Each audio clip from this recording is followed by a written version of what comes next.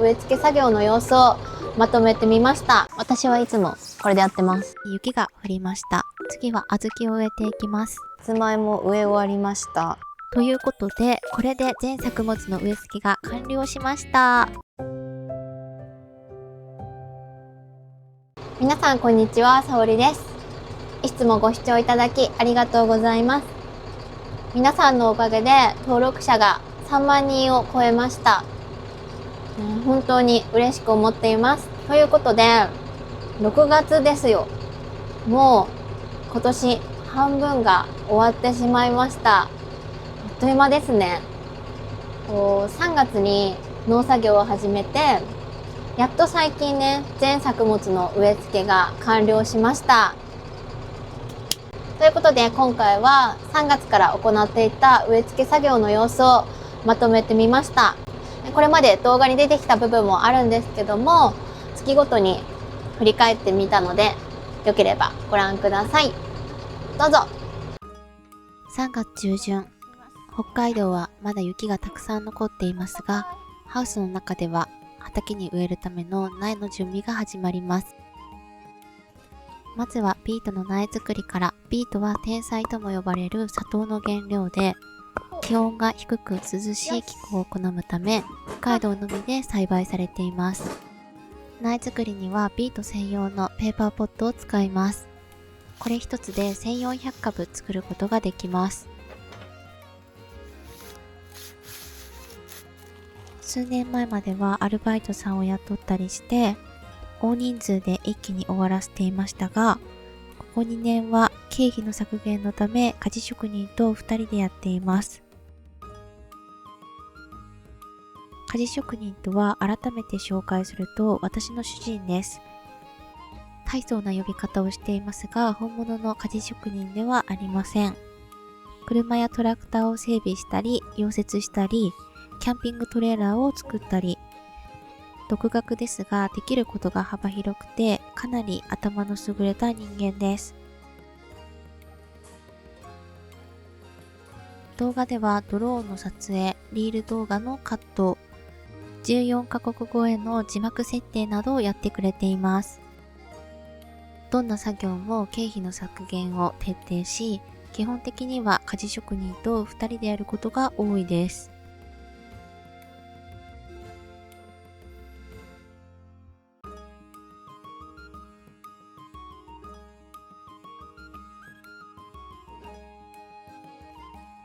この苗作りはインスタグラムのリール動画としても上げているんですけど、ティラミスみたいっていうコメントがちょこちょこありました。確かにそう言われると一瞬ティラミスに見えます。ハウスの中といっても3月はまだまだ寒くて、特に夜は冷え込んでしまうので、地温を保つためにカコムという発泡スチロールで全体を囲んで金マットをかけます。植え付けをする約1ヶ月半後まではハウスの中で管理作業が続きます。4月上旬、ビートの次はジャガイモです。農協に種芋を取りに行って農場で消毒と選別作業を行います。1日乾かしたら選別を始めます。種芋を植えるときに芋が大きすぎると植え付け用の機械にうまく収まらず詰まってしまう原因になります。スムーズに作業を進めるために S、M、L とサイズ分けして、大きい L サイズはカットしておきます。この選別機に一度通すことで大体の大きさに分けてくれます。その後、人の目で確認しながら仕分けていきます。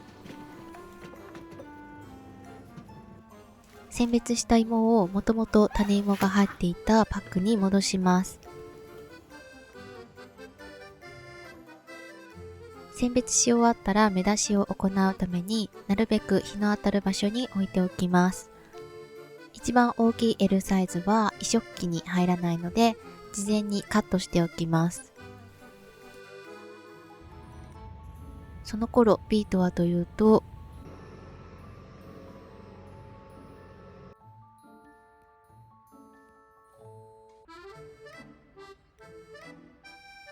最近あまり見ていないうちにとてももっさりしてしまいました。ということで今から全部切ります。私はいつもこれでやってます。葉っぱが大きいと畑に植え付けるときに機械に引っかかってしまったり、水やりをしても葉っぱにばかりかかってしまって、肝心のポットの中の土に水が当たらないので、それを防ぐためにやっています。切った後は切り口から細菌が入ってしまうので、それを防ぐために薬をかけています。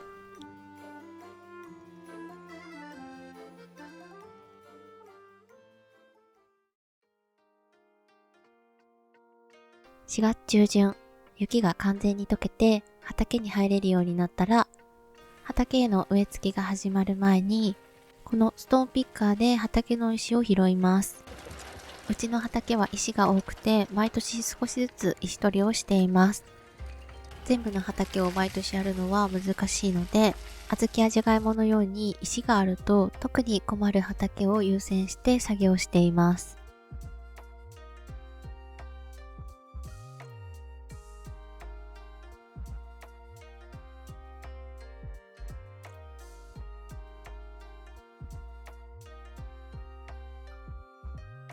多いわ。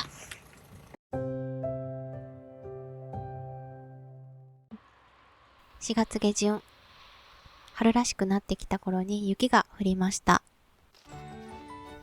例年ならもうじゃがいもやビートの植え付けの時期なんですが、5月中旬頃からは雨が定期的に降って、なかなか畑に入れるタイミングがありませんでした。その影響で作業が少し遅れています。なので今のうちにかぼちゃの苗作りをします。今年はビートと同じようなペーパーポットを使います。このペーパーポット1冊で91株作ることができます。土を入れたら展開枠を取って完成です。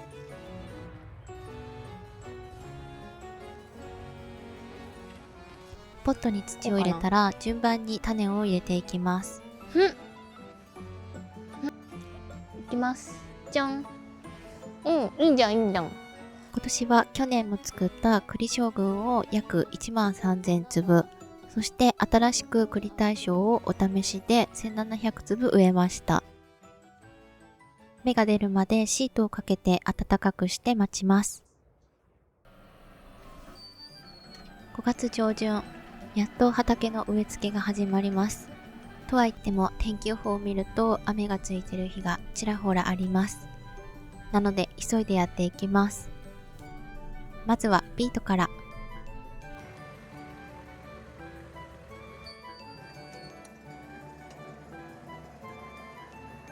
最初に整地をし、次に畝切りといって先に肥料をまきます。ビートのように種ではなく苗を植える場合は一緒に肥料をまかないので事前にまく必要があります。およそ1ヶ月半ハウスで育てた苗をコンテナに入れて畑へ運びます。水をたっぷり含んでいるのでかなり重いです。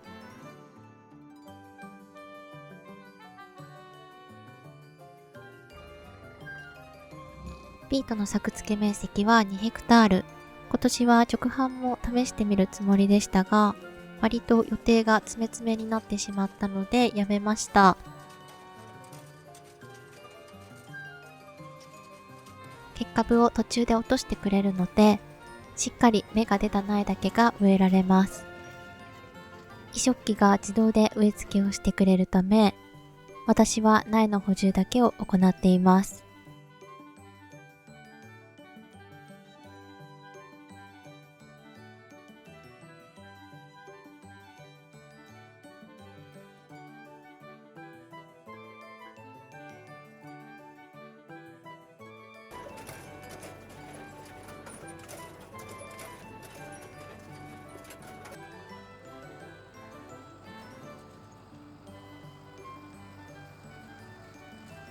無事に植え付け完了。やっと今年の畑作業が始まった感じがします。日中は暑かったですが、夕方は涼しく、夕日も綺麗で、いい一日でした。めっちゃ芽が出てます。良さそうです。ビートの次はじゃがいもです。今年は鍛冶職人手作りのマシ枠を取り付けて、より多く種芋を入れることで、何度も種芋を補充する手間が減るので、その分植え付けもスムーズに進みます。作付け面積は 5.4 ヘクタール、品種はメイクインです。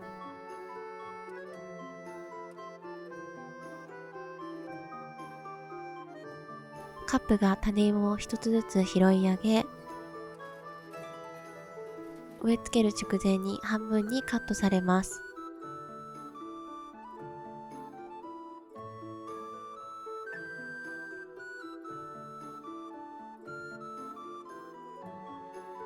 たまにカップに乗っていないこともあるので、機械に人が乗って足りない分を補充します。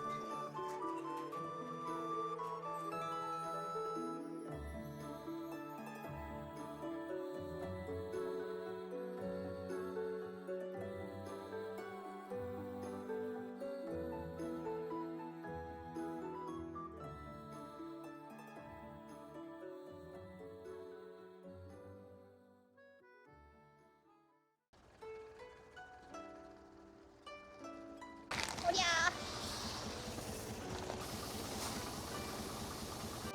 5月中旬、初めて大豆を植えます。実はここ、去年までは牧草畑でした。数年前に酪農をやめて、牧草も必要なくなってしまったので、畑をリセットするつもりで大豆をまきます。もともとはこんな感じで牧草が生えていましたが、4月中旬から除草剤で牧草を枯らし、サブソーラーで土を和らげ、ロータリーで地面の中の根を切ります。次にプラウをかけて天地返しを行い、上層にあった雑草や病気の元を下層に入れ抑えます。最後にもう一度ロータリーをかけて整えました。今年からこのクボタのトラクターにも GPS を取り付けて、より快適に作業ができるようになりました。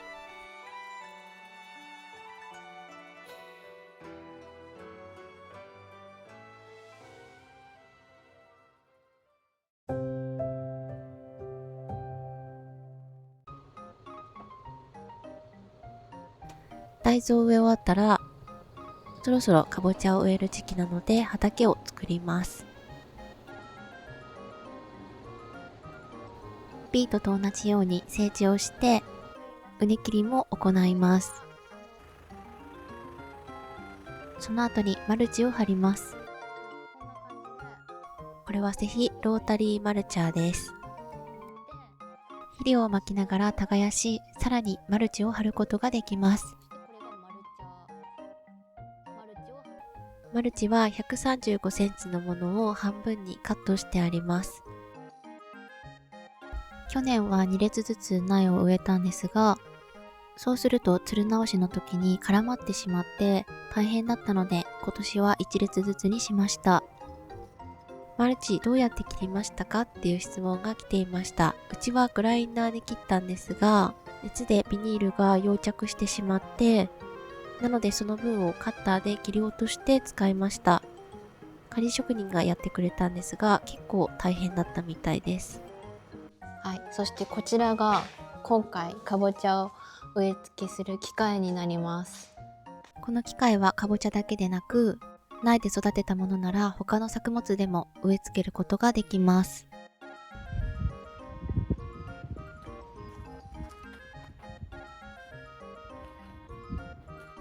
ペーパーポットとは別にポリポット苗も少しあるので、先にそっちを植えていきます。今年の作付け面積は3ヘクタール。去年は 0.7 ヘクタールでしたが、マルチの穴開けも植え付けも手作業だったので大変でした。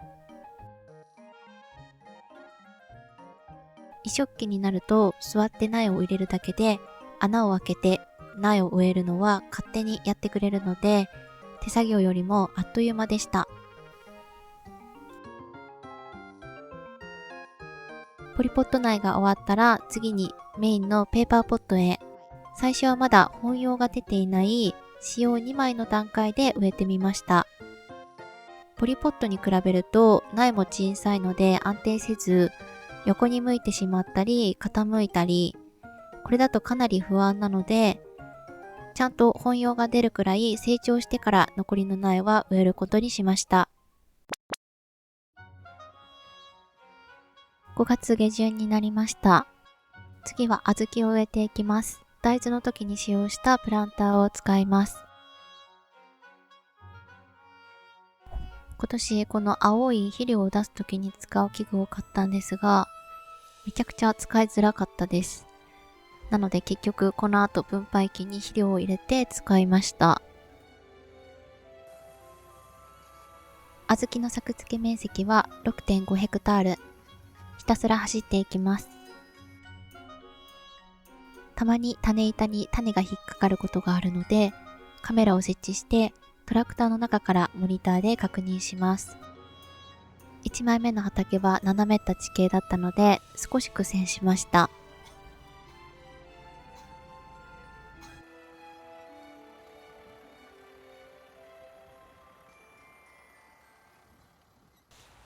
小豆を植え終わって次の日です。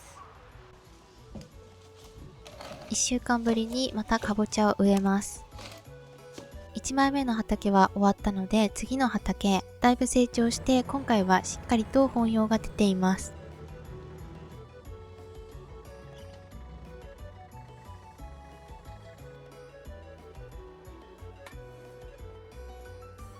ポリポットはポットから出しづらかったんですが、ペーパーポットはそのまま植えれるし、ポットがすぐ剥がせるのでより手間がかかりません。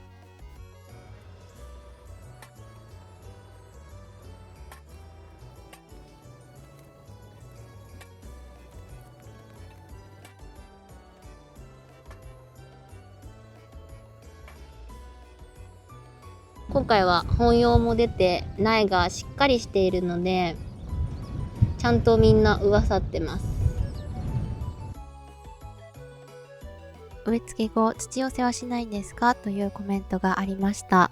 ペーパーポットは特に小さいので土寄せをした方が安心感はあるのですが、3ヘクタール分土寄せをするとかなり大変で、1列でも結構な時間がかかってしまったのでやめました。下の根っこの部分が地面についてくれれば割と活着してくれましたが、枯れてしまった苗もそれなりにあったので、できるなら土寄せした方が確実かとは思います。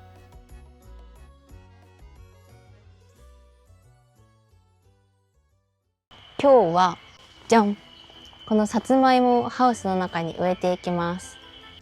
去年までは外にマルチを張って植えていたんですが、ハウスの中なら暑いし、マルチもいらないんじゃないかと思って、今年はこんな感じでハウスの中でやってみようと思います。苗はね、だいたいこの6月の頭くらいに届くんですよ。で、去年はシルクスイートと紅はるかをやったんですけど、なんかこう去年作って実際に食べてみて、私の好みが紅はるかだったので、今年は紅はるか一択です。こんな感じで2日くらい前に届いたので、ちょっとね水につけておきました。まだ大丈夫そうなんですけど、急いで植えていきます。1束20本で今年はね600本注文しました。北海道ってまださつまいものイメージあまりないかと思うんですけど、結構ねやっぱり最近暖かくなってきているので、さつまいも作る農家さんは増えてます。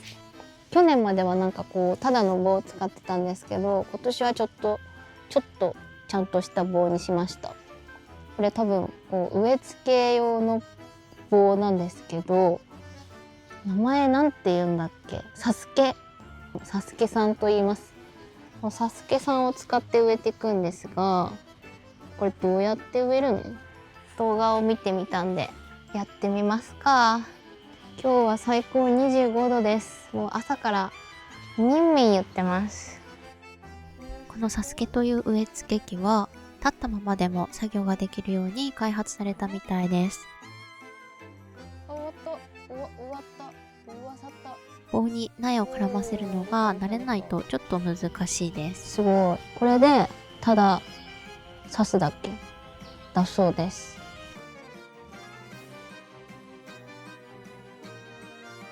そういえばトングがやりやすいと聞いたことがあったので、トングで試してみたらすごくやりやすかったです。はい、無事にさつまいも植え終わりました。暑くてちょっとみんなしなしなになってますが、こんな感じです。今日はこれから絹さやエンドウを植えます。はい、ということで植えていきます。今回動画を撮っていなかったんですが、5月にはスナップエンドウも植えています。絹さやは8月頃から値段が上がるので、今回はその時期に合わせて植えていきます。スナップや絹さやは手で収穫なので、1列目と3列目のタンクだけを使います。肥料は今年小豆に使ったものの残りと、とっても臭いけど効果のある竜宮状という肥料を混ぜています。種手の深さとか調整が一段落しました。OK。とりあえず大丈夫そうです。最近コメントで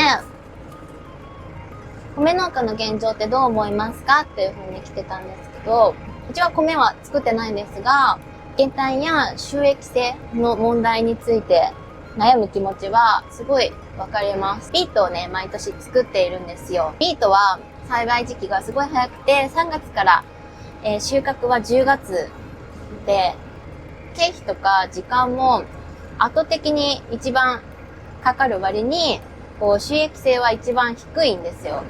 どんな作物でもそうなんですけど、時代に合わせたやり方だったり、売り方を、見つけることが、これからますます大事なんだろうなっていうふうに思ってます。最近ね、ローラさんも農家始めたしね。オッケー今肥料がなんかちょっとね、少なくなっちゃって、追加しました。しかも竜宮状なんで、めっちゃ臭い。この後、アルーダに行くんだけど、最悪。終わりました。ということで、これで全作物の植え付けが完了しました。イエーイ！今回動画には出ていませんが、あと10ヘクタールほど小麦があったり、牧草畑もあります。今後動画に出てくることがあると思うので、お楽しみに。